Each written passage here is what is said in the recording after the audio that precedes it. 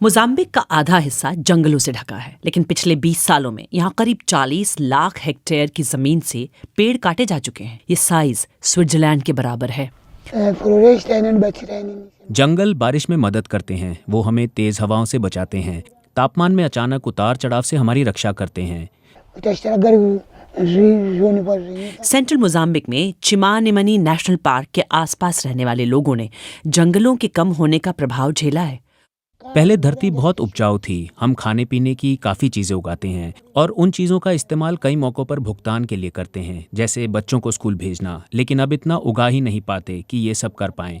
बारिश लगभग बंद हो चुकी है, पानी मिलना भी मुश्किल हो गया है। जंगलों की गैर मौजूदगी की वजह से नदियाँ सूखती जा रही हैं। और जंगलों की इतने बड़े पैमाने पर कटाई खेती के लिए, ईंधन बनाने के लिए और लकड़ियों का इस्तेमाल करने के लिए की गई। ये घना जंगल हुआ करता था, लेकिन पिछले 10 सालों में लकड़ी के लिए इसे तबाह कर दिया गया। ईडन रिफॉरेस्टेशन प्रोजेक्ट एक नॉन प्रॉफिट ऑर्गेनाइजेशन है जो चिमानिमनी नेशनल पार्क के आसपास के इलाके को पुराने हालात में वापस लाने की कोशिश कर रही है। पौधे लगाए जा रहे हैं, नर्सरी खोली जा रही है। इन इलाकों में लोग जंगल साफ करने के लिए आग लगा देते हैं ताकि खेती कर सकें, लेकिन हम लोगों को जंगल बचाने को लेकर जागरूक कर रहे हैं और ये सब खेती के लिए किया जाता है। इसलिए हम एग्रो फॉरेस्ट्री और आय के दूसरे संसाधन भी लेकर आए हैं।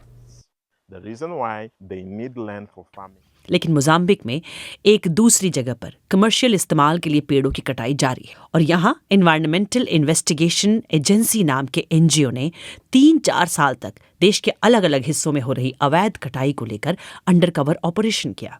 इससे पता चला कि पुराने शीशम के पेड़ों को खासकर निशाना बनाया जा रहा है। एक अंतर्राष्ट्रीय समझौते के तहत शीशम को संरक्षित करने की बात कही गई है, लेकिन दुनिया में ये सबसे ज्यादा तस्करी की जाने वाली चीजों में शामिल है। शीशम को चीनी भाषा में होंगमू कहते हैं।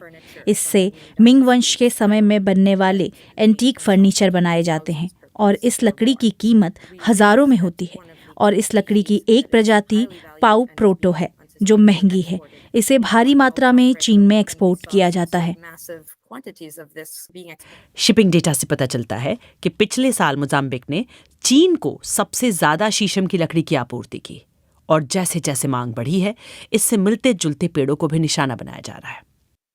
मोजाम्बिक के जंगलों पर लगातार पड़ रहे दबाव के बीच जंगलों के संरक्षण के लिए ईडन जैसे कई दूसरे प्रोजेक्ट्स की जरूरत है।